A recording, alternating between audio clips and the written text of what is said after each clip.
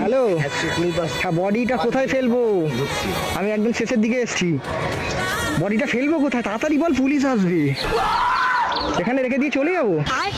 ঠিক আছে রাজা, তুই গাড়িটা নিয়ে আমি বডিটা এখান দিয়ে রেখে দিয়ে চলে যাচ্ছি। হ্যাঁ, ওর কিডনি দুটো বেঁচে দিয়েছি আর চোখ দুটো খুলে নিয়েছি। আর ওর চোখ দুটো টিফিন বক্সে আছে। ঠিক আছে, তুই রাখ, তাড়াতাড়ি রাখ, পুলিশ আসছে। গাড়িটা নিয়ে ঝপ করে।